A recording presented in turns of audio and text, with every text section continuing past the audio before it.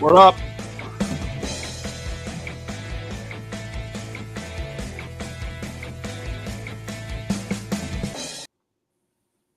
Dun dun dun. Hey, we met. Oh, now we both hit the button at the same time.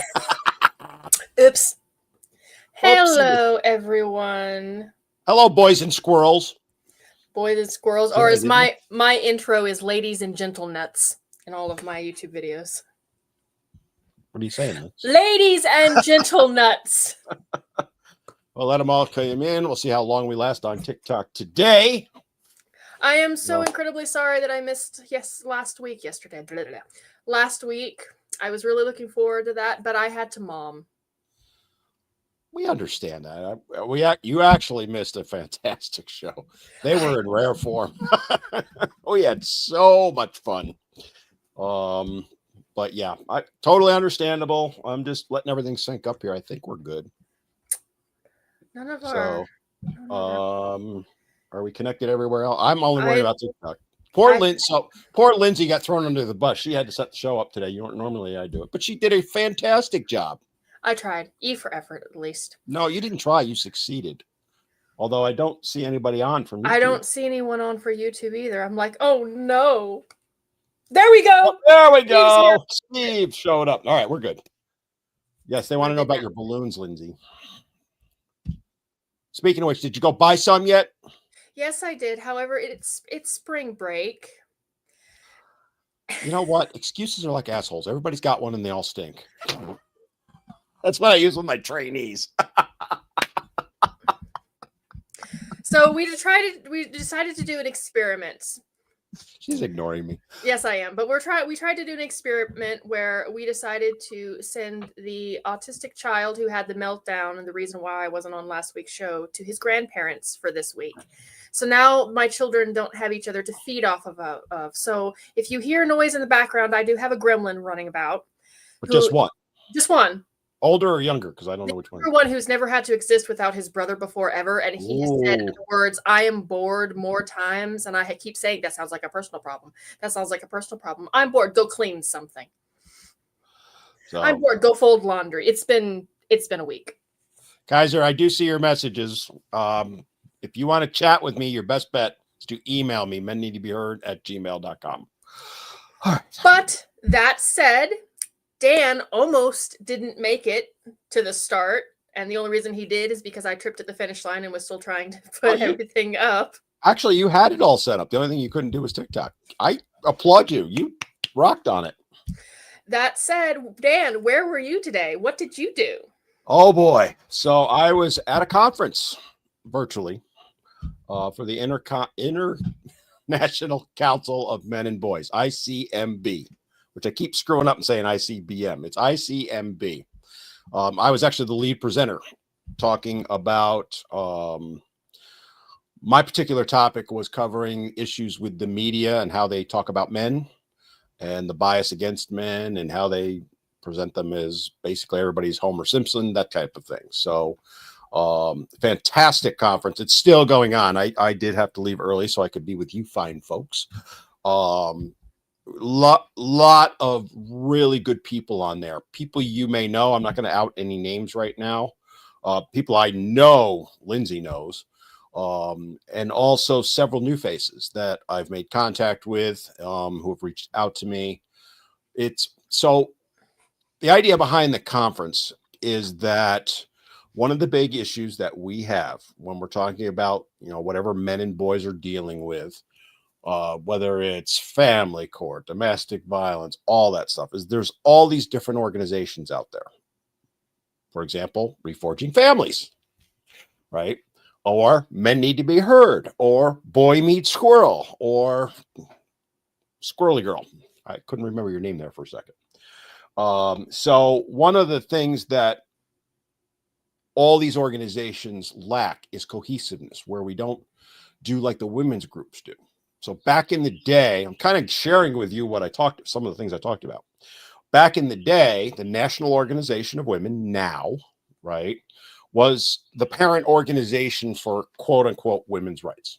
But they weren't the only one. There were dozens and dozens of organizations under them, but everything was sent through the prism of now, right? So they had a coordinated message, coordinated efforts, and all that.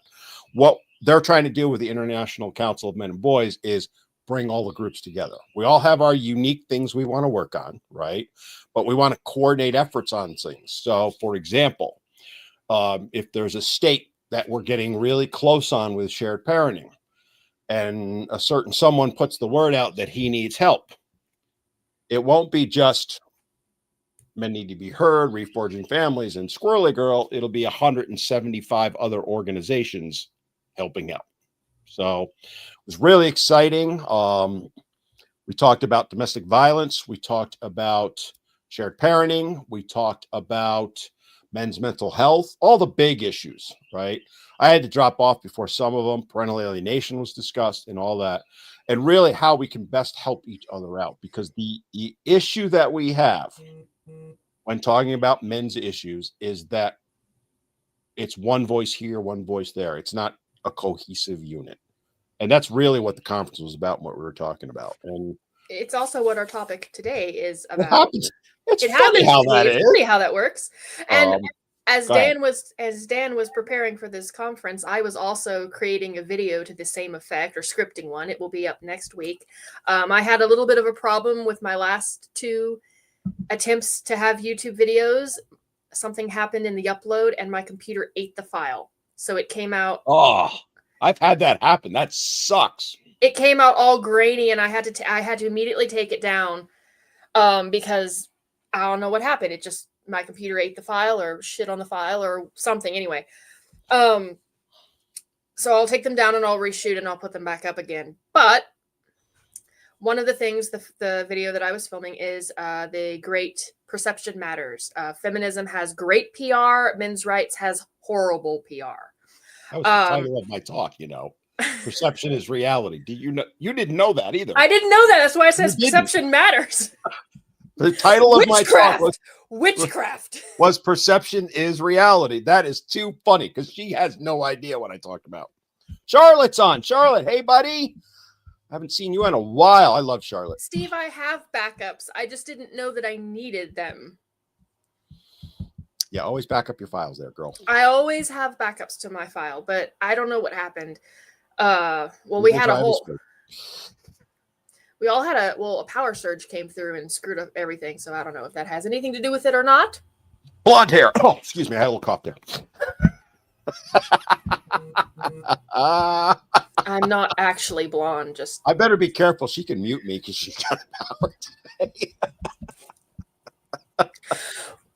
But the opening to my video is basically, feminism managed to, and they're very good at it.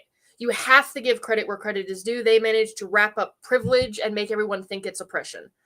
And they sold that to the public, and the public keeps eating it and has constantly eaten nothing but it for the last 30 years. So you have to give credit where credit is due.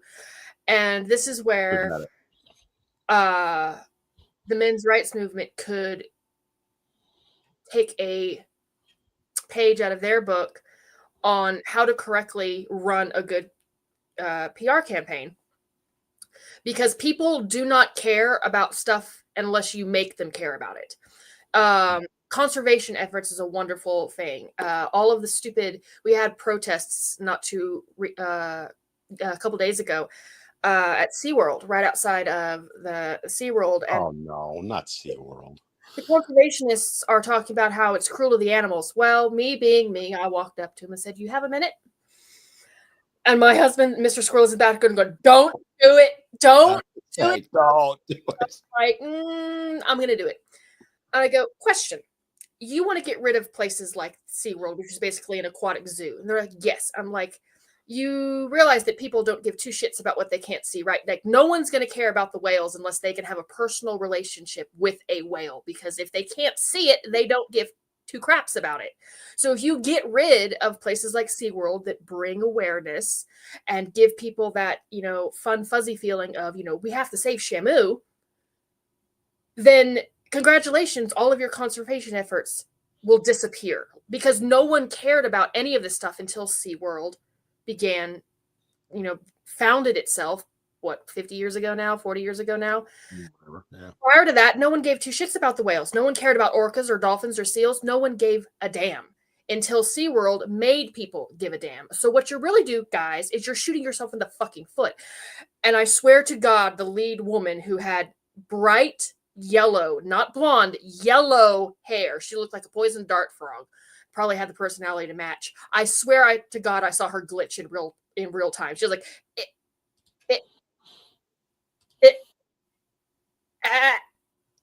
and could not answer. And that's what we need to do with the men's rights movement and father's rights and all of that, is we need to make people care, because a lot of people are kind of insulated. They don't care about problems they don't think affect them, and they do affect them. They just don't realize how they affect them. It may not be a direct effect, but it is definitely a secondary or a tertiary effect. It's a cascading problem. We have seen the proof of it in our society of what happens when people stop caring about men and boys. And we have to cohesively work together to raise that awareness and fix that public perception, because right now, the public perception of the men's rights movement is a whole bunch of bitter, angry dads that are mad because they got screwed over in divorce court. They don't really care about their children. They just don't want to pay child support. And it's just a whole bunch of whiny men complaining. And part of that is because we can't seem to agree on a message, or we're all so busy trying to be top dog that we will shoot other allies in the foot because we think they're doing it wrong. And that's exactly one of the things I was talking about, is that, you know, we all have different things that we think are the priority. And my argument is they're all a priority, right? You know, mine happens to be that we've got to change the perception. That's probably my number one. But right underneath that is education for boys, domestic violence, and shared parenting. Those are my big ones. But somebody who brings out false allegations, I would never say that theirs is not at least the same as mine, right? But the problem is we start infighting with each other. We want our problem to be number one. And then on top of that is we want the perfect fix every time, right? So, you know, for example, if there's I'll go back to New York back in 2004, 5, 6, and 7, where we had a shared parenting bill that we were confident we could get through. And it was not a perfect bill by any means, not even close. Okay. There's no such thing as a perfect bill for exactly. anything. Stole my thunder again, but you and I think too much alike. That was the point, right? Is there is no perfect bill, number one. Number two, you're only going to get past what you can get past, right? If you try and put a quote unquote perfect bill that's going to make every father's rights group or men's issue group or whatever you want to call them, red pill group now, happy, that bill will never pass, ever. It's just not going to happen, right?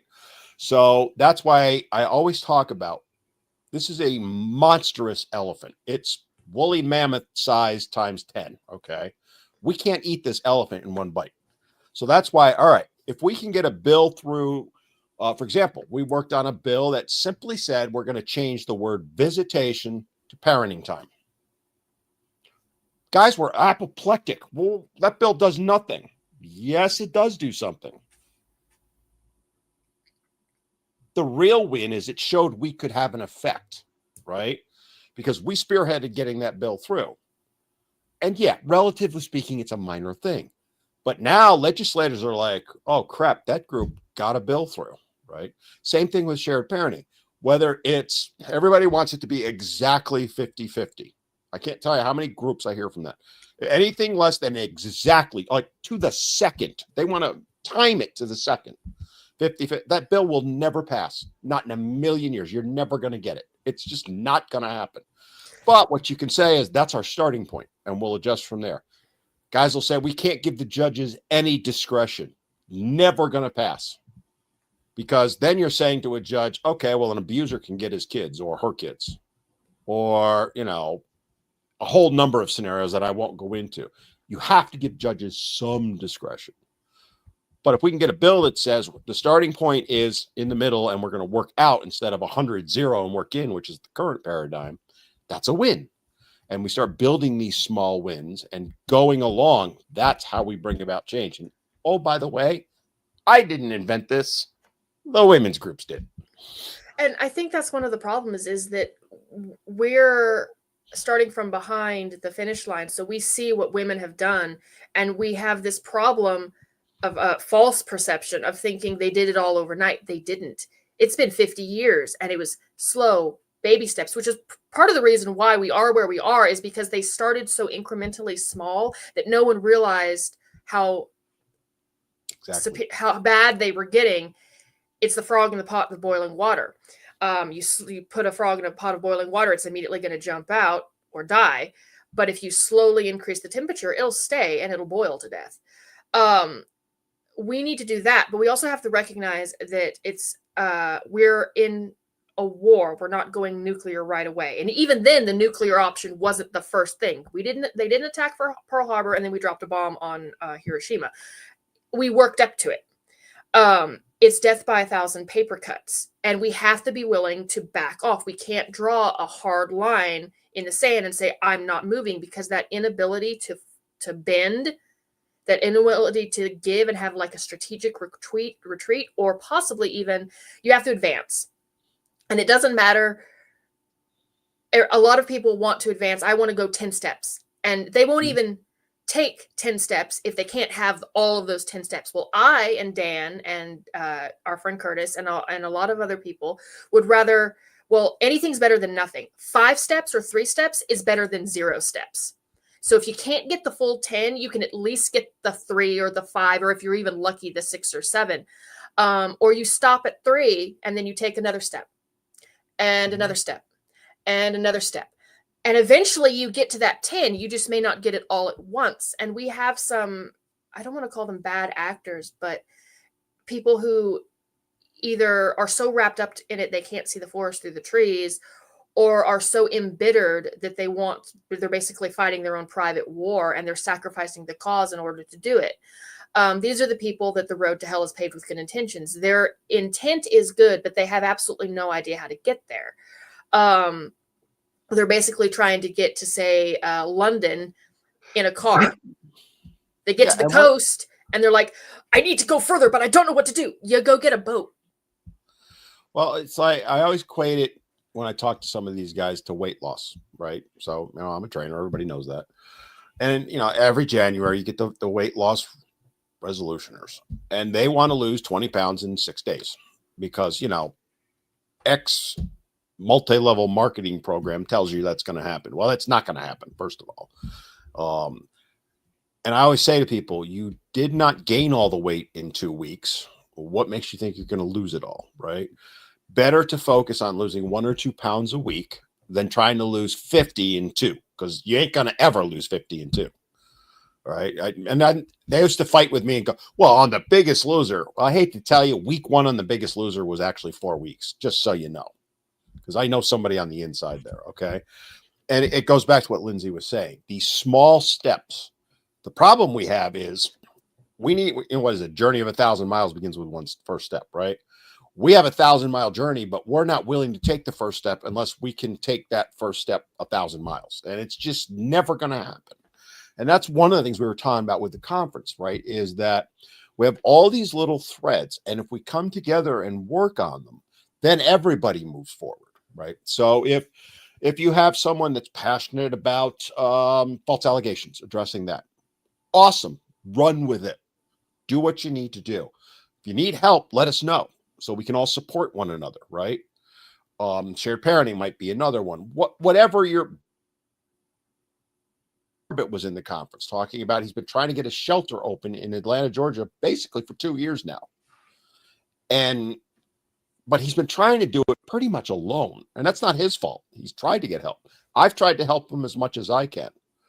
But he needs that support. Now he could potentially have 170 organizations, all of whom have their followers, all of them have their mailing lists. Imagine now if we start coordinating, get this really working, and pick a legislator. I'll call her Jane Doe, and she says, I'm not going to give any funding for domestic violence shelter. And we go, okay, here goes the word out, and 50,000 people send her an email. You think that won't get attention? Like that, she'll have that money. I'm telling you. Politicians work based on one thing. What's the one thing they care about more than anything else? Getting reelected. And their perception, which is why perception matters. If they are perceived not to care about little boys in abusive homes, or boys falling behind in school because we've gone national and now we have their name plastered in "they don't care" on billboards or something, or letters that are all going out to other organizations, suddenly they're going to care. And that's where the feminist movement did a wonderful job, and where men could learn from it. And that's not a bad thing. Oh, it's not. It's like I have talked to men. They're like, well, the feminist group, we don't want to be like them. I'm like, why not? They're successful. The hell we don't. We do want to be like them. We may not like what their message is, but there's no denying the fact that it works. They literally managed to convince 3 whole generations of women, not to mention hundreds of legislators, and practically the whole world, that being female is the epitome of being oppressed, when we all know that it's not. They managed to wrap westernized privilege up and make it look like oppression, while actually shitting on the women who actually are oppressed all over the world and kind of shoving them under the rug, and have managed to maintain relevancy when all of the things that they claim to have been started for have already been achieved decades ago. Mm-hmm. So they won their crusade. And see, that's the difference here. If we get to a point where Dan and I become obsolete because we've accomplished what we wanted to, I would be thrilled with that. I would be thrilled with that. I mean, I love what I do. I love speaking out on men's and boys' issues, but I'm 61 years old. I'm supposed to be semi-retired. I'm spending 60 hours a week doing this. If I didn't have to do it, awesome. I'll still be involved, but you get my drift with it, right? I'm not complaining. But, you know, like to what Lindsay's saying, I'm old enough to remember the 70s, and, you know, they were out burning their bras and they were out doing this and doing that. And it took stuff like that, and then them just hammering politicians, right? So again, I'll refer back to New York 20 odd years ago when we were working on shared parenting. All Now had to do was reach out and say, send this legislature an email, because this was pre-social media, right? That was the thing. Activate 2,000 emails like that from across the country. All right. Domestic violence was another one, right? We were trying to get a shelter open. The Domestic Violence Coalition and the shelters who ran it wanted to stop us, and they put the word out. And next thing I knew, it was me against 50 women in a legislative office building meeting, right? With a couple of, one was a senator and 2 were assembly people. And it's 50-1 against me. Now, all the facts were on my side, by the way. But they just parroted their little lines that they use, even though they're completely false, right? And who do you think won in the end? They did. Because it's numbers. It comes down to numbers. And that's where we have all struggled. This goes across any issue that men and boys are facing. Most importantly, the perception one, right? Everybody goes, well, fathers are made to look so bad in the media. Who's trying to stop it? Right? We need to Bud Light. Us. Well, you and I. Yeah, you and I know. But you get not only that, but the actual individual fathers we're also, in many cases, working against real dads for their own good. Like, I get the anger. I absolutely do. The anger, the bitterness, the resentfulness, it is all understandable. It is not, however, useful. Just like I tell my children, just like last time I saw a teenage girl crying, I told her crying is blackmail. Because while it may be cathartic, it is not going to achieve anything. It gets it out of your system. By all means, if you need to get it out of your system, angry dads, go find tannerite and a pothole. Get it out of your system. But then you have to be calm, cool, and collected when you're in front of the people who matter, because while emotion is a boon for women, it is not a boon for men, because so many of men's emotions appear like anger. They come across as you're angry, but it may not necessarily be anger. It could be, righteousness. It could be indignation. It can be frustration. It can be true sadness, desperation. It's still going to read as anger. And that's the perception that we have in the father's rights movement and men's rights space right now, is a whole bunch of angry, bitter men screaming at, the cornfield about how they're so oppressed. And we need to be able to, one, change that perception, but we also need to challenge that perception, because who do you think put that perception out there? It's not just the angry dads. It's the feminist groups who saw the angry dads and decided to say, this is what y'all are all like. Mm-hmm. And they're so masters of doing that. Right. And they're masters of doing that. Which is why I've getting a lot in trouble recently. I actually had to block a couple people on Facebook. What else is new? Me getting in trouble, but there's a well-known Facebook group, I'm not going to out them, that is for men. And they were saying something that was entirely to Andrew Tate-ish. And they were just giving the feminists ammo. And I was reading the comments of all of the feminists and the women in the comments, and the men were just giving them what they want. So I left a comment as the top fan, and I said, hey, this is not helpful. They already have enough ammo. Don't give them any more. And I got my ass chewed up and handed back to me how I'm a fake MRA and I don't really care about boys because, of course, I'm protecting the women. And I'm like, no, I'm trying to keep yourself from shooting yourself in the foot or walking off a cliff like a damn lemming. Stop it. And he was like, you know what? If you want to drown because you won't accept a lifeboat because you want a yacht, fine. You'll drown. I'll be over here on the cliff laughing at you saying, ha, ha, ha, I told you so. But it's difficult, and it makes our job, Dan and I's job, Curtis and I's job, Bill Corbin, and all of us, it makes it so much more difficult for us to achieve what we want when the people that we're trying to actively advocate for are almost fighting against us tooth and nail. It's one of the most frustrating things I have to deal with. It's, we talk about like Andrew Tate. We've talked about him on this show before. He is the face of men's rights right now. Him and Pearl. He doesn't care about men's rights. He's a grifter looking to make money. I'll say it like exactly what it is. He couldn't care less about men. All right. But yet he's the one that's going on CNN. I saw him on a CNN show not too long ago. He's the one going on all the podcasts. Meanwhile, somebody like myself or Lindsay don't get invited because we don't have the followers. This is something else that we were talking about in the conference, right? And it came across, I didn't want it to come across as me shilling to get people to follow me, but in the space of the actual people that are speaking out on the issues and not in it to make money, I probably got among the highest followers, right? And I'm not saying that to pat myself on the back or any of that, right? Across the social medias, I got somewhere around 600,000. I'm nothing compared to Tate. He's got millions. You mentioned Pearl. Pearl, last I knew, is 3 or 4 million followers. Guys will follow them.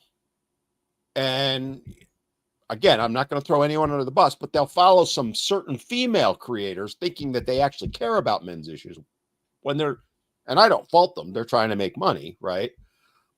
When it's Lindsay and I that are going to meeting with the legislators, it's Lindsay and I behind the scenes trying to get the laws changed and all that. And to me, it gets frustrating because, well, why don't you do more, Dan? Are you effing kidding me? Because I hear that every single week. I get accused all the time. It drives me nuts. I also keep getting do you know how many times a week someone sends me your stuff? Like, I don't know who you are already. They're like, this is what you talk about. It's great, but have you heard this guy? And they're like comparing okay, so this last one, and I was done. This was the same day that I missed the podcast because of my kid, and I was already frustrated because my kid is freaking out and I don't know how to help him. We ended up having to give him a cold bath to shock him out of his episode. Throw him in the pool, in other words. Yes.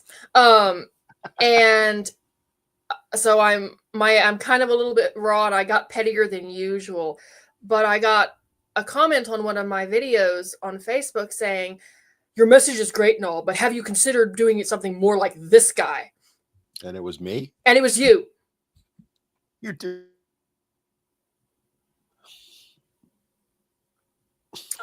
Hello, we're live every week. I We was just talk like, almost daily too. So I was like, oh, my guy Dan? And they're like, that's his. Yeah, his name's Dan. We're very good friends. No, you're not. You want to bet? So then I I hope sent. they're watching right now because they're probably going, "Oh shit." Well, I sent him to Boy Meets Squirrel YouTube. Oh, there you go. And then I also sent him a link to the very first podcast that I was on as your very first guest. You were my first guest ever. Yeah. And I was like, and I wasn't even nice about it because I didn't do it in the message of the comment because whatever, but I did send them a private message that started out, "Listen here, you little shit." And I'll bet you. No, I won't say it. Family friendly. Got to keep it there. And about 2 days later, I got a, "I'm sorry," and he deleted his comment off of my because you won't my video. Yeah. He's like, I've never heard of you. And I was like, I don't have the following that a lot of the other female MRAs have, the famous ones, Emily King, Lauren, all of them, which is great for them. More power to them. No issue with it. To them. And that's not me being falsely modest. That's just, I don't have that following. I just don't yet. And I say yet. My goal is to have that following, but I don't have it yet. And that's okay. Because a lot of what I do is more behind the scenes. Slide across the floor. All credit to Emily for that. That gimmick got her, I don't know, last I knew, 3-4 million followers. All power to her. And I'm proud of her. And I'm not angry that these women have bigger followings than I do, because I'd rather Slow and Steady win the race. But I'm also aware that I doubt Emily King is talking to legislators. I doubt she is sending drafts to congressmen or senators. I am. So I'm okay with a smaller media or social media presence if I'm also moving things in the background. I'm actually putting my money where my mouth is, so to speak. I'm actually doing the things instead of just talking about them. And I'm okay with that. Yeah, I don't have any problem with any of them. But I think even most of them, maybe not all of them, but most of them would tell you they're not men's rights activists. I don't think, and I'm speaking for Emily, and if she wants to come on and disagree with me, I would welcome her, and I'd be first to admit I'm wrong. But I don't think she would consider herself to be a men's rights activist. She's more of a, let me raise awareness on the issues in relationships person, right? And masterful at it. Probably, in my opinion, the best, if I can be so bold, right? But that's who she is. And there's nothing wrong with that. I don't want anyone taking that negative in any way. But she is not, like Lindsay just said, out doing what Lindsay and I are doing. And we're not knocking that. I hope she gets 10 million followers. I really do. Because she helps a lot of people. And that's just the thing.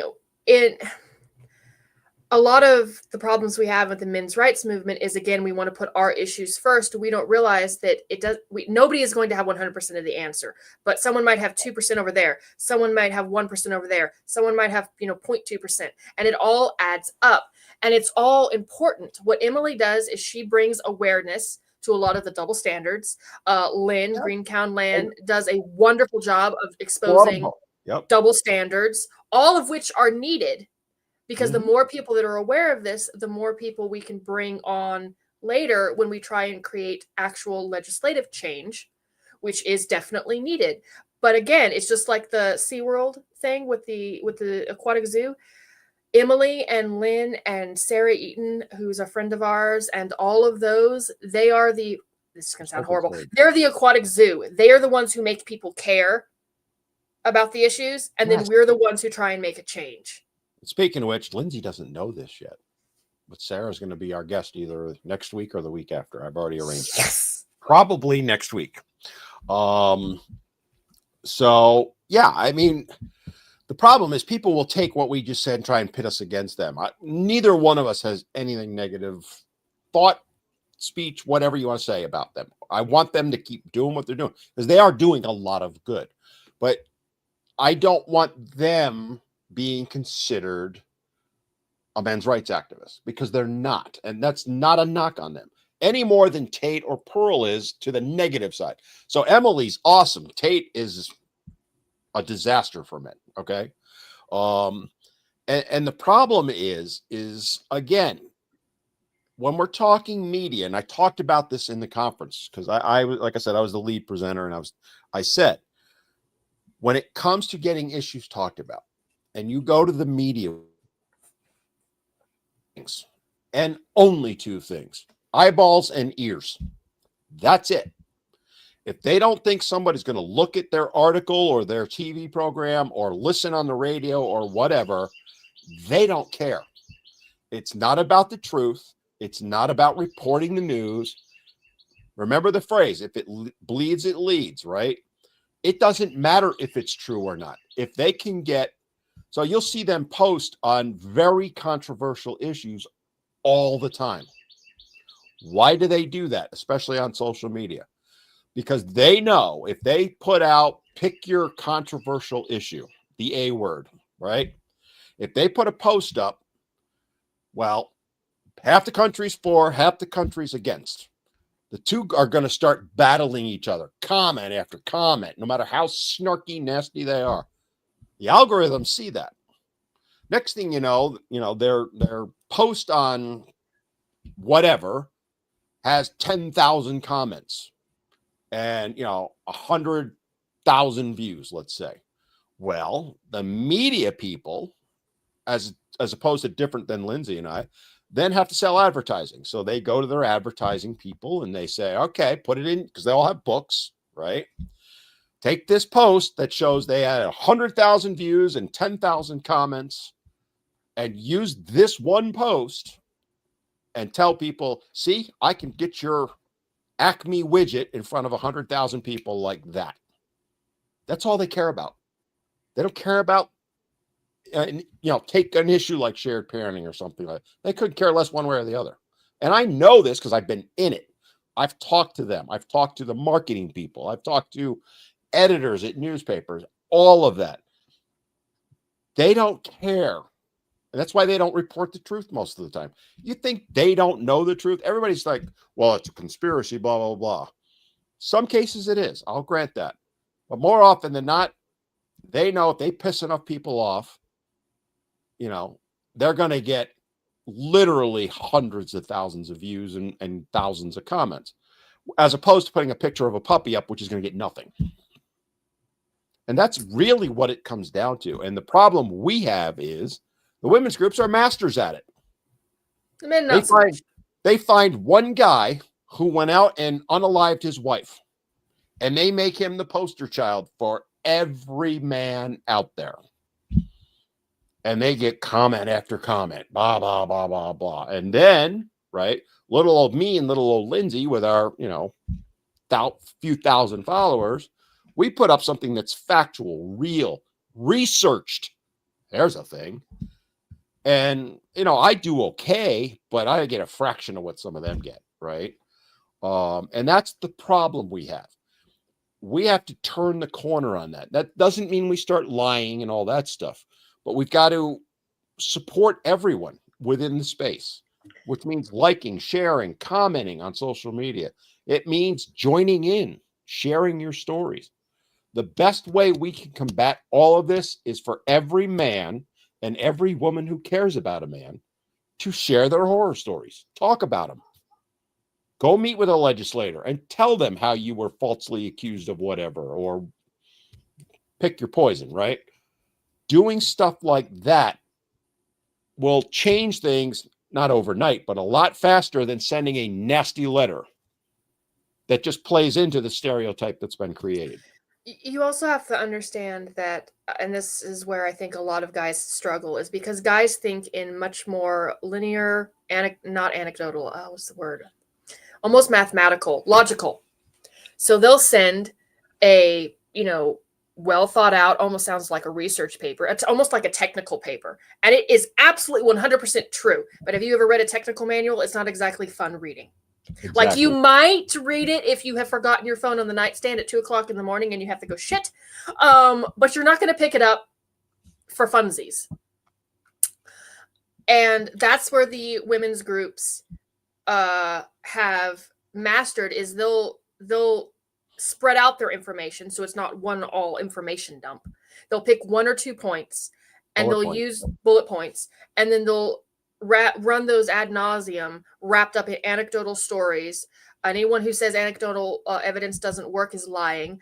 That's just something they use to dismiss your data, because what is data? It's a whole bunch of anecdotal stories compiled that have been fact checked and then has a government stamp of approval on it. That's all a lot of this data is. I pointed that out once. They didn't like that. Oh, I'll bet. Well, they were quoting the CDC's Intimate Partners Violence Survey, and I go, yeah, survey.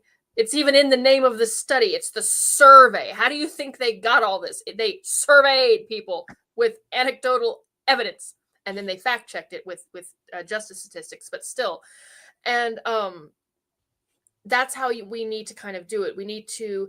A lot of dads. And I don't fault them for it. I understand exactly the psychology of why they're doing it. They get 5 minutes in front of a mic. They want to information dump, get as much out as possible. Well, they want to get it out. They want to get it out. The problem is that after about the 3rd or 4th fact, everyone just just like, it's just too much. Their brains can't compute. You need to give them 1 or 2 facts, and you need to spin emotion around those facts, and then you need to let the public sit with them and decide how they feel about those facts first. And then once they've internalized those and they care about those, move on to the next fact. And so forth. So this, again, it's the baby steps. And again, I don't fault the men who do this, because I know after being told to shut up for so long, you just want to get it all out. Mm-hmm. But as much as that might make you feel that might be cathartic, like I said, it doesn't help your cause. In fact, it hurts your cause, because you win that battle, but you lose the war. But you lose the war.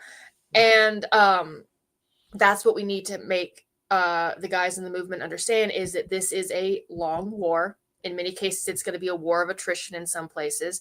And we can't just plan the epic battles, because believe it or not, some of the battles we talk about in history, they weren't planned to be epic battles. It was a skirmish behind enemy lines that ended up being the pivot point.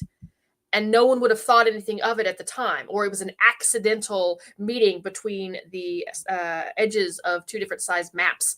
And it ended up winning the war, or at least turning the tide. Mm-hmm.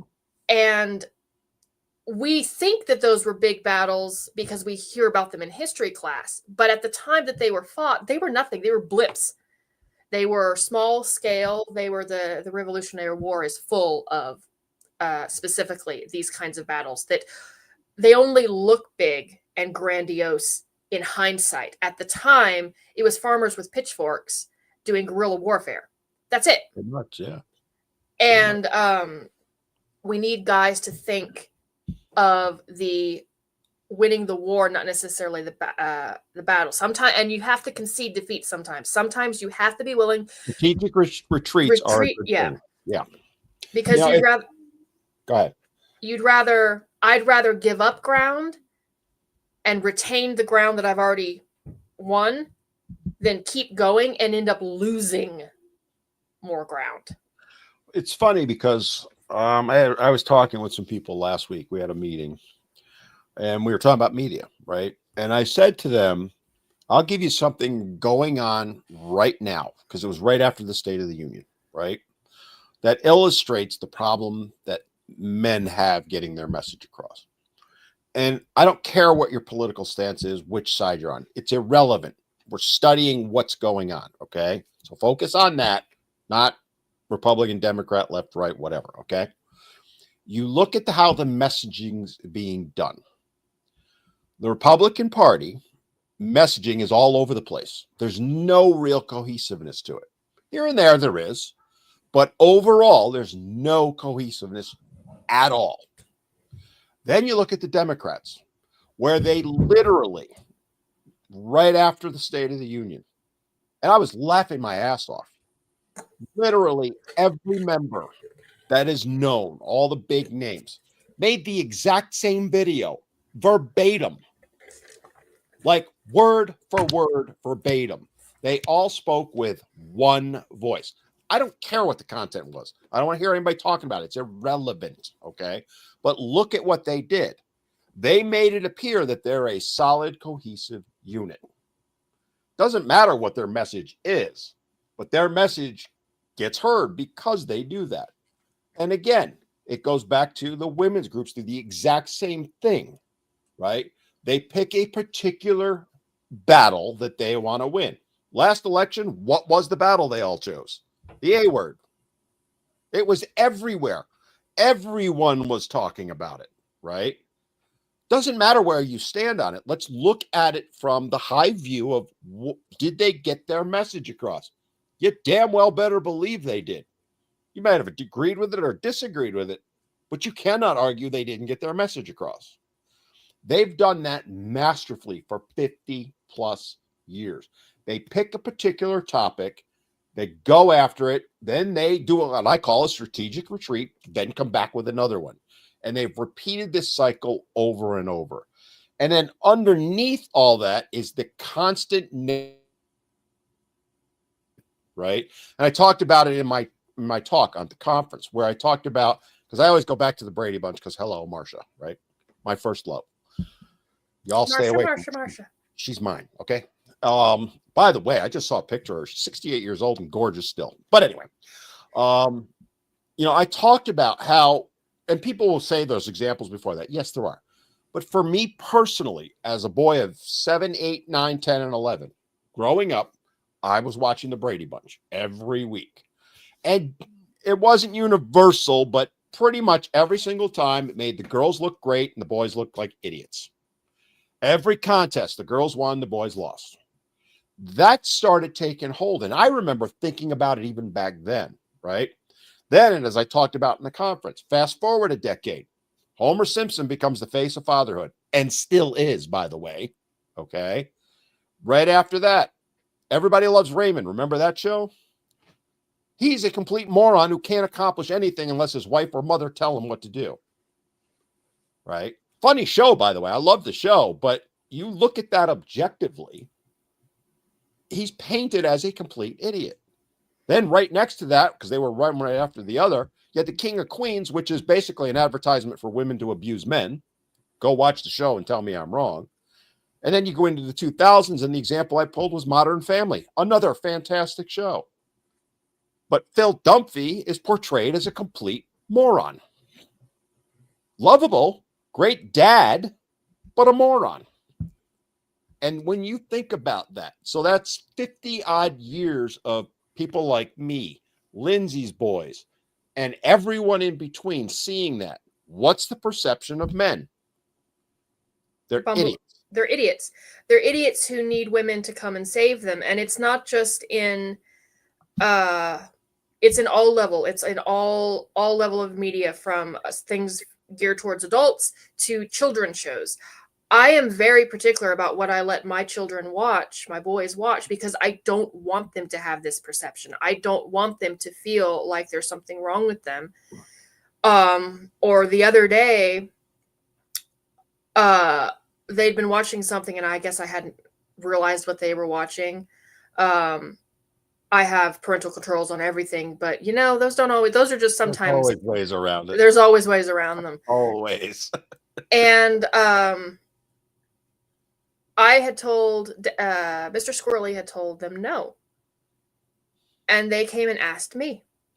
And I didn't find out until later that he had told them no. And I had told them yes. Oh, they played that game. And, but this is one of the first times they've ever done it, because normally we're a single unit. Get ready. Buckle up. And I'm like, what made you think that it's okay? And my autistic child, who doesn't know how to lie to save his life, go, well, that's what all the shows show. That's how it's creeped in, right? And that's exactly what I'm talking about, Lindsay, right? Is it teaches children, both boys and girls, and adults, that this is how you're supposed to think about a particular group, right? Again, no one's inventing something new here. This goes back There's a certain country about 100 years ago that picked a particular group and tried to wipe them out. But if you read about what it was and how they were portrayed beforehand, very similar to the way men and boys are talked about, right? And again, guys, everybody's mentioning different shows. You're making my point, right? And some of the shows I know and some I don't. When you see that time and time again, and this is something I talked about at the conference, as a little boy growing up, let's say there's somebody that's a high school senior, so 18 years old, right? They were born early 2000s. They've grown up with men being basically portrayed as idiots and ogres and violent. Well, when you're an 18-year-old boy and you're told that basically you're worthless and we don't care about you, why are we then surprised that they lack the ability to have empathy, caring, concern, compassion? And why are we then surprised that they don't respond by doing evil things in schools? No one can convince me, because I've actually had some conversations recently with some experts, and it's blowing their mind that I'm mentioning that. Well, we got to control the guns. Okay, whatever you think on that. I'm not going to get into that debate, but how about we have that conversation that I just brought up? I never thought of that. Well, yeah, maybe you should. Right?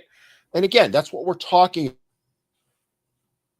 Oh, I call it low level stuff. It's not, but it's a major issue. But that percolates under the scene, and then you see these other things sprinkled in. And it's why we're at where we're at.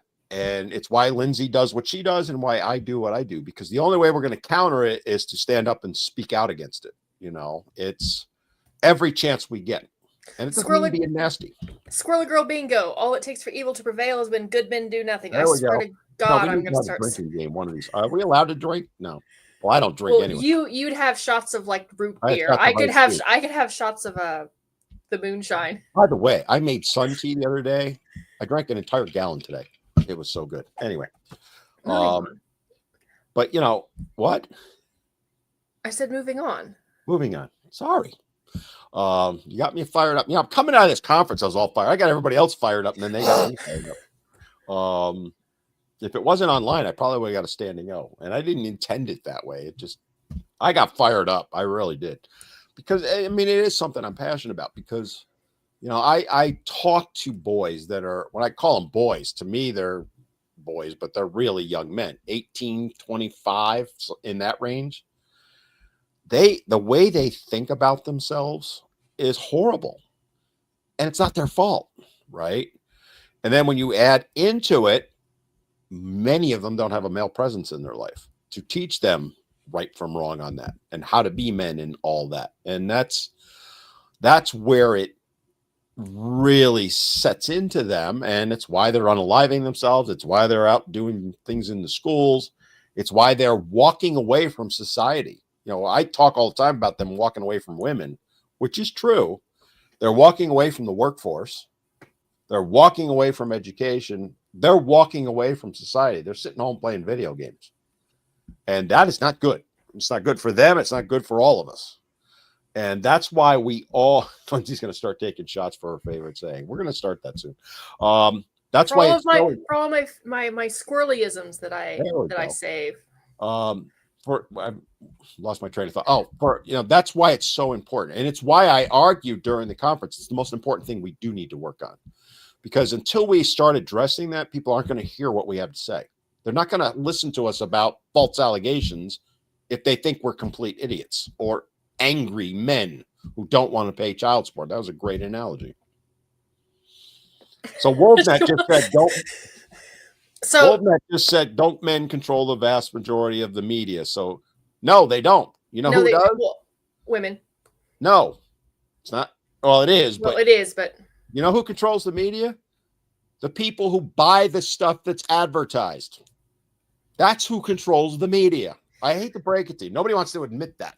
So if they can sell 100 million widgets to women because they ran a commercial making men look like idiots, what do you think they're going to do? I answered no. And it's actually it's the to his question. I said, Oh, no. okay.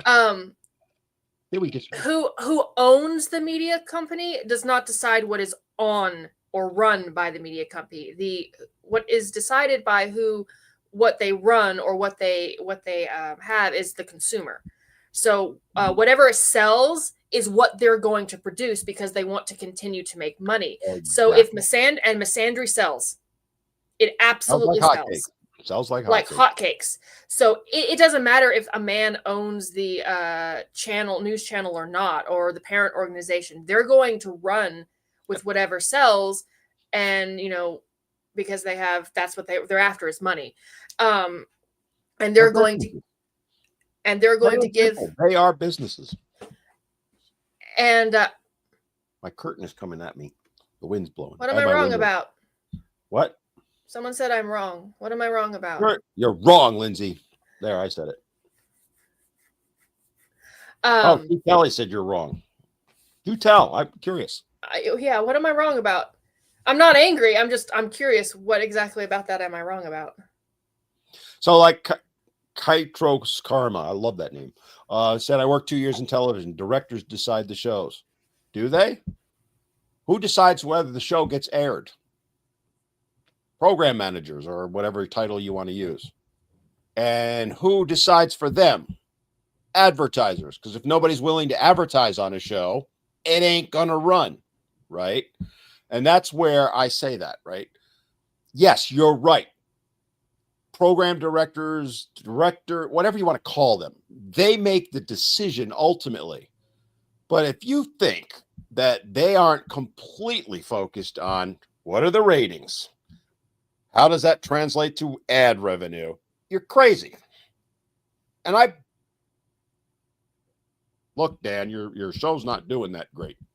Nobody will advertise on it because it's men's issues, and that's where we as a group can make a difference. And the example is Bud Light. I turned it into a verb by now, by the way. We need to start Bud Lighting companies, right? Somebody brought it up in the conference. They said, think about the Super Bowl.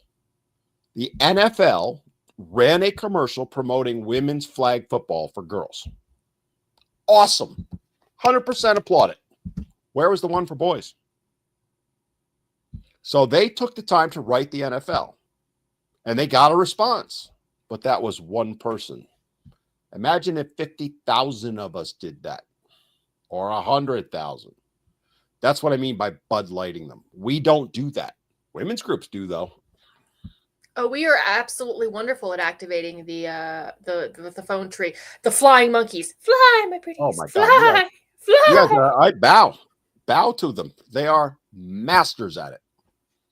And while I absolutely hate the message they're sending, I have to acknowledge their effectiveness. I have to acknowledge what they are doing is working. And then I have to use my brain and decide how to take what is obviously working and adapt it for my own cause. And Dan and I can't do it all alone. I wish we could, but we can't. And no, I don't necessarily even wish that we could, because I want this to be a group effort. I want enough people to care about these problems to want to help solve them and not just grandstand. Tate, for example, I get compared to Pearl all the time. You're just as bad as her. I was like, I actually disagree with 99% of what comes out of Pearl's mouth.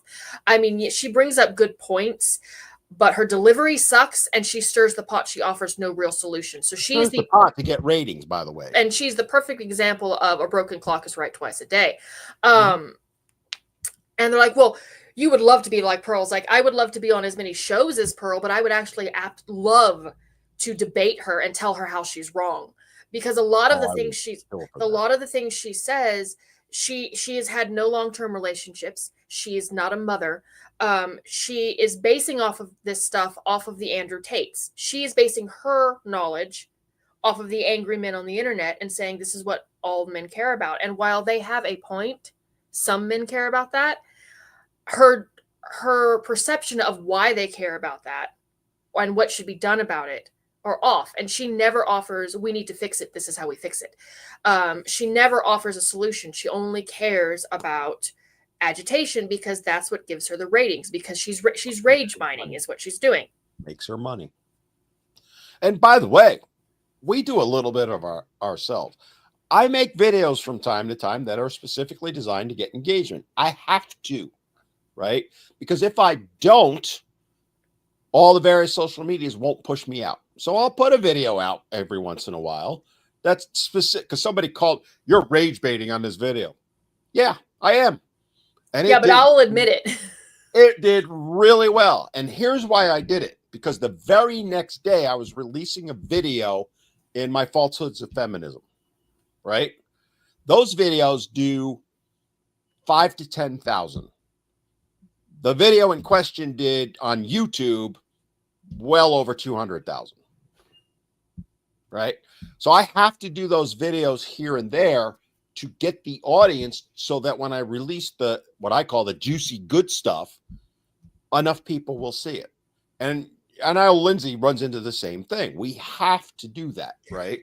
But it's not all we do. That's what sets us apart from the Tates and the Pearls. That's all they do. They rage bait for. And by the way, I give credit to Pearl. She's making, last I heard, she was making $350,000 a month rage baiting. I had credit to her for doing that. I don't agree with what she's doing per se, but I can admire that she's gotten that kind of money out of it. Yeah, you got to give credit where credit's due. Sarah's over here. Sarah Eaton, our friend, Sarah's on. Is over here on TikTok saying it's a great way to get men's feeling when you rage bait. Exactly. Sometimes the first reaction, the Freudian slip, so to speak, is a great way to judge how someone really feels about something. The way I do it more often than not is I will purposely go to a feminist leaning page or a man-hating misandrous page, and I will stir the pot, usually as a social experiment. Someone is partner shaming, I'll defend the man and make every excuse available to why, we should consider that maybe something might be wrong with him, or this might be why he's doing this, and maybe we should consider this. And inevitably, I get tons of engagement of people saying, well, you're just making excuses for him, blah, blah, blah, blah, blah. And after about 100 or 200 comments, I'll say down at the bottom, all I did was, if a husband were doing this to a wife, he would be tarred and feathered in the court of public opinion in 2 seconds flat. And all of the women in the comments would be making excuses about why she is or is not doing this behavior and trying to make excuses for it. All I did is the same thing to prove a point. And guess what? Y'all all failed the test. Like lemmings, you didn't walk off the cliff. Y'all ran. Y'all flew in some cases. And I know exactly what I'm doing. I'm not doing it on accident. I purposely do it. You have to. You have to, because you're not going to grow an audience if you don't. That's the reality. But as long as we do it sparingly, and it's not the sum total of what we do, I think that's the difference. Is because while we want the engagement so that we can talk about the issues and the solutions of how to fix the problem. Pearl and Tate just want the engagement because they want the money. And then they end up being the ones that become the face, right? So, when Tim Pool's looking for a guest to talk about men's issues, he called Pearl. He called Tate. Not Lindsay or me or any one of a couple dozen guys I could mention, right? Let's say Rogan. God, I would kill to get on Rogan, right? I'm not saying it needs to be me, but can't we get someone to talk about whatever issue he wants to talk about that actually knows what they're talking about and isn't sitting there going, women shouldn't be allowed to vote? Are you freaking kidding me? Because then, you know how many women I've had say to me, you're just one of those men who doesn't think women should vote, which I am the antithesis of that. Okay. And that's the problem. And that's the messaging that's out there. And that's how they've created these stereotypes. And it's all a game. It really is for all of us. Any content creator that doesn't tell you have to play the game is lying, okay? But it's how you play the game. Yes, you make a controversial video or comment here and there. I get that. But when it's your entire content, that's a problem, right? And the problem I have, the thing that pisses me off to no end is that that's what the social medias then push, because they're looking at it from a business perspective. They care about eyeballs and ears. What are you producing with your content that's going to keep people on our platform so we can sell ads to them? Right? YouTube, TikTok, Insta, you name it, right? They are no different than TV stations.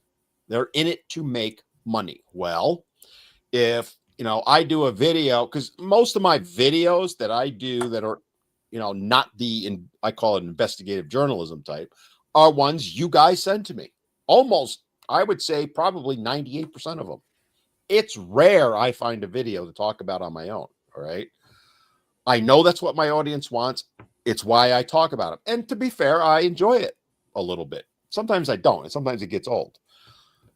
But I have to do that so that when I do a piece on why there needs to be a domestic violence shelter for men in every state, at least one, or, talking about there was never a patriarchy, it's a fakearchy and all that, to get those videos in front of an audience, I have to do the other stuff. You got to dance like the monkey to get your little dollar in the cup, right? You have to get their attention. And then once you have their attention, then you can start putting it. It's a strategy game. I was explaining all of this to my father-in-law the other day, and he had such a look of awe on his face. Like, I didn't realize that you're basically playing chess. I'm like, yes, I am playing social media chess, 3D chess. Yeah. And it also completely surprised him when I sat down and talked to, I think one of Mr. Squirrely's uncles about law. He's a former lawyer, not family court, but he dealt with it a little bit. And I'm talking legal jargon with him, and he's nodding along. And my father-in-law is just sitting there going, "Did you know she could do this?" And Mr. Squirrel is like, "Don't encourage her." And what you guys can do really is, like, if Lindsay, because she does some amazing videos, and I'm not saying that because she's sitting here, but I just watched one. I must have missed it from a couple of weeks ago, and it was an amazing video. But it only had like 100 and something views. And I'm like, this is criminal. This thing should be out in front of 1 million people because it's so good. You were talking about selling their bodies, basically. Yeah, you know which one I mean, right? Yeah. This is the strip club one. Yeah. So again, it was so really benefit from watching, but it's got no views. And like I said, I do videos. I try and do at least 1 or 2 a week that are more educational type stuff. They do nothing compared to the other ones, relatively speaking. If I wanted to be Pearl, Tate, Emily, any one of them, I know exactly what to do. I could be a millionaire if I wanted to be, right? That's not why I do what I do. I don't care about the money. I care about the messaging and making a difference. And for example, getting shelters open in every state, getting shared parenting and that thing, because I don't need the money, first of all. And second of all, I look at Lindsay's boys who are, under 10, right? Both of them. My eldest just turned 11. All right. Just turned 11. They are essentially a decade away from potentially finding a girl to marry and all that stuff. Wouldn't it be better for them if something like shared parenting was around to protect them? That's why I do what I do. And, that's where, and I know you do as well, Lindsay, that's why the difference. And again, I don't knock anyone who's trying to make a buck ever. More power to them. But when you're saying things like women shouldn't vote, or some of the stuff that I won't repeat the stuff Tate says. And I just go, oh my God. Because then I walk in and I meet with a legislator and they're like, you're just like that Tate guy. Nope. Couldn't be more different. And I don't want to say I would want to unalive him, but pushing him off a cliff just into the cold water, the shock, would make me feel better. He's a highly intelligent man. He didn't get where he is. He didn't get where he is by buying, and that's what almost makes it worse, is because he's doing this intentionally. Exactly. I've met some people, I have talked to some people that are putting out the wrong messaging, that don't mean to do it. They're honestly trying to help. They just make a misstep. And when I take them aside and say, hey, this is not helping and this is why, they'll actually open to, oh, because they actually care about the cause. And they're like, oh, well, I thought, well, there all of these things are, I'm just copying them. I'm like, yeah, but it's not really helpful in the long run. If you really care about the cause, consider changing your messaging. And they'll do it. It's okay if you make a step in ignorance. What is not okay is if you ignore morality just because you want to make a buck. Or you're willing to throw other people that you under the bus, care about under the bus to make that buck.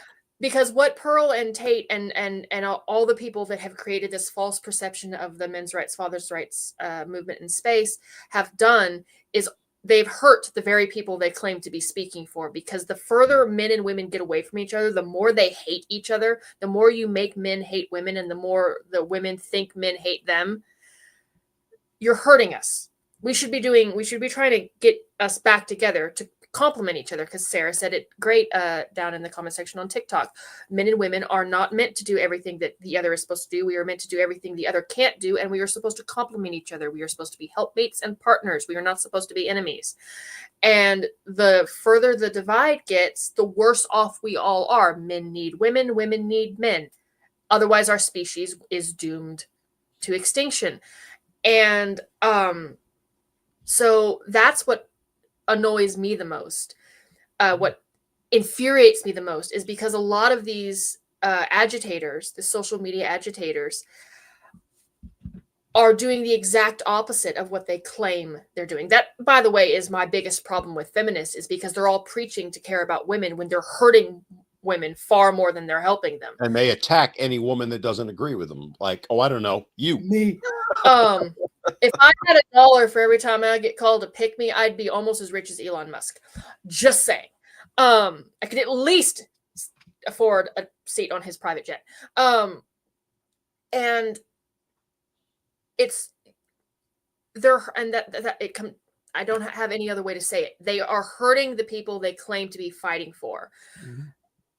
And then the people who actually are fighting for these people, we get told to shut up because, oh, you're not doing it like they are doing it. I don't want to do it like they're doing it, because they're sacrificing their morals to build a castle of lies, a house of cards, and get rich while doing it. Meanwhile, I only want to make enough money doing this in order to then turn around and give that money to a men's shelter, or give that money to some cause. Maybe buy better camera equipment. But after that, I plan covering our expenses. Too much to ask, because it costs a lot of money to do the production that we do. Cover our expenses, but then I'm not doing this to get rich. And if for some reason I were to become the next Pearl, that's what I would be doing. I would be covering my expenses. I might take a little bit of it, and then I would be donating the rest. Not only will it look good on my taxes, but because I know that I have the ability to do so. So if I'm wealthy or earning a lot of money because I'm talking about men's issues, I would be a hypocrite if I didn't use that money I got from men to help them, because I have morals, right, standards. But I will never make that kind of money, because, at least not right now, because there is this perception that I'm a pick-me. The perception of the men's rights movement and fathers' rights and all of that is that women who talk about this stuff, we just hate women. We're dancing. You have internalized misogyny. I have internalized misogyny. That is the most ludicrous statement they throw at other women. And I just sit there and go, are you kidding me? I laugh every time. Every time I laugh. That's like the dumbest. That's right up there with incel. You know, I mean, number one, ladies, get some new content. Incel is so 2019. Can we move on? If you want to talk trash, okay. Guys respect trash talking. No one more so than me. I'm a master at it, okay? I have to hold back online because I would lose every account I have. but you got the same old thing. Oh, it's so old. Come on. Pick Me is so 2021. Move on. Come on. I'm halfway through my copyright on the original Pick Me, because if they're gonna call me that shit, I'm gonna own it. Better a Pick Me than a charge them better for doing it. There you better go. a Pick Me than a Skip Me. We got some questions coming in, so but before we do, because we are, oh my god, we're hour 15 in. Holy crap. Hey, if you haven't liked us already, give us the like, the thumb. We're supposed to have done this like 3 times. Come on, everybody, heart bomb, because we haven't done it. If you're liking it, and if you ain't subscribed, why the F not? Because that's the other thing, right? Is we need subscribers everywhere. And that's something I was talking about at the conference, right? Is that, the best way we can help each other is subscribe to different channels. And I'm going to be sharing some stuff down the road, saying, hey, go check this guy out. Go check this guy out. Because there's some amazing content and amazing stuff out there that we need to share with each other. So give us the heart, the like, and all that. All right. Sorry, Lindsay, I got questions here. So Steve wanted to know, did you get my post about Men's Support Network? Steve, he asked that a while ago. I don't remember it. I'm not going to lie. I've been so full out lately. If I did, I don't remember it, and I apologize. Hold on. See, I hate when it scrolls. Sarah was asking if we know of any causes worth donating to that aren't a scam. I actually don't. So if I were to have that kind of money, Daddy's House. Well, yes, we know that one. If I were to have that kind of money suddenly, I would be donating straight to, like, I would be offering to cover the court expenses for fathers who are going pro se or something, or paying for an attorney or something. I would be doing it directly rather than through an organization, because at least if I'm doing it directly, then I know that the money is being well used. And in the very, very, very near future, yes, we will have a place you can donate. It's called... Yes, we will. Go ahead. Do the promo. We have our 501c3, which is Reforging Families, which Facebook page is up right now. I did it today. Yeah, it did. Yeah. So we're this close to being able, where you'll be able to donate, take the tax deduction and all that. And 100% of that money will go towards various issues that men and boys face. We're not taking a penny of it. We guarantee it. Curtis has even said, he was on the show with us a couple of weeks back and even said, we're even going to post where we're spending the money. So you'll be able to see it. There's going to be total accountability, total transparency. But yeah, it's Sarah, if you want to start a nonprofit, we already got one, just saying, reach out to us. But for right now, if you really want to help somebody out, Bill Corbett's been trying to get Daddy's House open in Atlanta since 2 years now, 2 years plus now. All right. He's getting nowhere, honestly. I've donated to it. I think you have too, Lindsay. He has, and I don't want to give too much away and speak for him, but he's met with politicians. They basically getting the door slammed in his face. They do not want to fund a men's domestic violence shelter. So we have to self-fund it. And I can't get guys to even donate to that. And I've tried, right? If we can't each pony up a few bucks, $10, 10 or $1. Person on here donated $1 a month for that, there'd be a shelter open. And you have to remember something, because I talked with Bill a couple of weeks ago.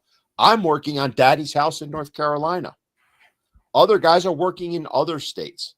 We need to get the Atlanta one open, because it then becomes the blueprint and the show pony, if you will, for all the other ones. Because the ultimate goal is at least one in all 50 states. But until we get to the point where we as a group say, enough already, I'll throw in $10 of my money, if that'll get a shelter open. You may live in, I don't know, Timbuktu, Iowa. I don't know why I have Iowa so much on the brain. Well, I do. I know why. But, if you live in Iowa and you say to yourself, why should I donate to a shelter in Atlanta? Because Bill has already said, we'll help you. We don't know how. We'll get you help, but we will get you help. By the way, the one in Batesville, Arkansas, same thing. They even though they're in Arkansas, they will help guys nationwide. I've sent many guys to them. But we can't do that if guys don't support it. Because if you think the politicians will, not a chance. Don't pick on Iowa. I'm not picking. I We're love not Iowa. picking on Iowa. We have Iowa on the brain because our third musketeer, who is in the comments close. lurking, We're this close. This close. Close. But yeah, so I mean that's why we're so passionate about this stuff, because guys, it's on us. If we want to bring about change, we got to step up. And again, I'm keep circling back to that conference where what I'm juiced about is that if I do a video in my, let's say my falsehoods of feminism, right? So I'm going to be doing one on domestic violence. Well, that video is designed to be educational. It's not going to go anywhere, right? It'll be on YouTube only because it's too long to put anywhere else. But that video can then be sent to legislators, right? So Lindsay will send it to the ones in Texas. I'll send it to the ones in North Carolina. It's, Curtis will do Iowa, blah, blah, blah. It gets it out to a few. Now imagine if we've got 170 plus organizations all bombing it out, right? That helps all of us. And it could be, somebody else's message. It's what the women's groups do. And that's what we need to do, because the only way we're going to get things changed is the squeaky wheel gets the grease. Media, politicians care about getting reelected and eyeballs and ears. The only way we're going to happen is if we start speaking as one voice. And another great analogy is the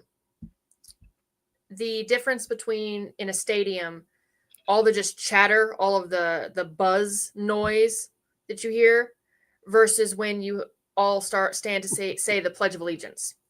Everyone speaking the same words over again resonates almost louder than if you're using a microphone. Versus when everyone's having their own private conversations, someone could be screaming downfield. You wouldn't be able to hear them on the other side of the stadium, even though they're screaming at the top of their lungs, because everyone else around them is having their own conversations. So I love using analogies because guys think in literal terms. And smart ones. But that's what we need to do, because that's what the women's groups do. Yeah, we're not reinventing the wheel. We're just copying them. No, we're just copying it.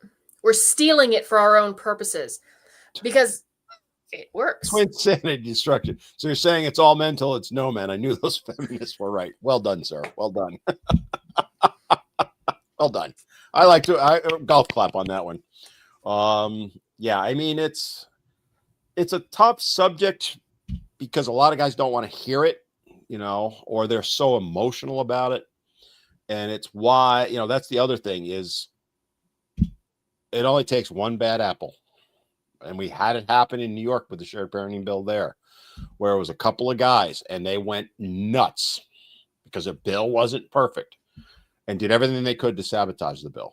And ultimately they did not succeed, but they caused a lot of damage, and it's where we're at with things. We've got to speak as a unified voice, because I will always say it goes back to the boys that are Lindsay's age, the ones that are, toddlers right now. If we can set things right for them, I'll consider it a win. It's too late for me, right? I got 10, 15, maybe good luck 20 years on this earth. I'll be gone before it really gets fixed. But if I can lead the way and help show people and get them active and involved, honestly, we could have shared parenting in all 50 states in 3 to 5 years if we wanted to. We don't want, but we really don't want to. Whereas the women's groups, and I know, because I don't know if you saw the text from Curtis. I saw. So, and I'm not going to share the details, but I will say right now, Curtis is in front of the Iowa legislature right now. And he sent us a picture.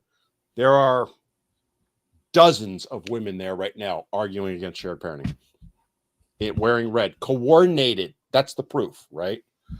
Coordinated effort. And it's Curtis against them. That's the problem. That's why we're at where we're at, guys. I've been on my soapbox all day, haven't I? It's fun to watch you get fired up. Normally it's me. Normally I'm the problem. Today we're sharing that load. It's funny because when I was doing I did my speech because I was the lead one, right? I was first talker. And so because of that, I geared it towards getting people excited. And I had a couple of guys email me afterward during the conference going, "You need to be everywhere." And I'm like, I'm just me. I have no ego, right? I'm like, okay, But I mean, I have to be honest. I was pretty fired up over it because I was excited about it. And I am excited where we're at now compared to, say, 30 years ago. We are making strides. Oh yeah, this would not have been possible 30. Even when my parents divorced, God, what, 15 years ago, over 15 years ago now, my dad had to make a lot of concessions. He got a pretty fair deal for at the time, but he still had to make a lot of concessions. And I know this because I happen to have a copy of their divorce decree. I got to read the whole thing and I was like, oh, this is not good. No squirrel chasing a nut today. Well done, country. You get a golf clap from me. Well done, sir. He says that, but he also says that he needs to watch all my videos because they're on his to-do list and he hasn't. So all right, well, let me give some thanks out. So SP sent a heart, Charlotte way back when sent a heart, Graham sent a rose, Easy Money sent a heart, Robert sent a heart, JT Scooter subscribe. Thank you, bud. And I do want to give a shout out to Lindsay. So you didn't do a video this week, right? No, because my computer ate it. I have watched every one of Lindsay's videos, so I want to give her a shout out because I want to help you out. And she has not know I'm about to do this. All right. So I want everybody watching right now to go follow Squirrely Girl 1988 on YouTube. And then start watching her videos and watch them all the way through. Then put a thumbs up, hit the like button, and then comment because it's the only way she's going to grow. Do the same thing on Boy Meets Squirrel, although, to be honest, we've both been slacking putting content on there. We got to get back to that because that's how we get the word out, guys. And if you're following me, great. If you're not, what the hell, right? Those likes, those comments, even if you just put a heart shape or a smiley face in a comment, the algorithms pick up on that. That's why I'm talking about it, okay? That's what matters because the women get that by the thousands. Check out the video I did today. I think it went up. She's got 1 million followers. And I'm like, all she does is rage bait. But I had fun with her thing. Oh, I should start. I think I might talk to Mr. Squirrely about making when we finally get the fundraiser up for our nonprofit. I will commit $1 for every time someone recommends one of your videos or sends them to me. I would do something like, well, I have a thought. I'm going to save it. Once we're good and legal with that, stay tuned. Because I am going to do a little fundraiser for it. All right, we only got about a minute left. So I gave you your promo. But if you want to do another one, go ahead. Everyone, check out Boy Meets Squirrel on all of the social media platforms. We're on Facebook. We're on Instagram. Although I have been slacking. I'm the problem. It's me. Brittany, consider yourself nagged. Brittany, it's not like my fault because it's just I know. I have. So what I'm talking about is we did the skit, Brittany and I, about a month ago, right? Did really well. I have another one I wrote. I've sent the script to Brittany, but she has been busy, and I give her full pass on that. But that one's going to be good. I've read it, and then my kid fell apart, and I'm like, it's got to wait because I have the mom first. And I totally understand that. But the fans have spoken. They want. I can't tell you, Lindsay, how many people have reached out to me going, when are we getting more Brittany? Should we make sure it's like it's Brittany? Every day I hear from somebody, we want more Brittany. I'm not kidding you. My wig will be here tomorrow. I bought a wig in addition to the balloons. And you can twist the script however you want because you'll make it better than I will. All right, guys, we are a little bit over on our time. What a really good show.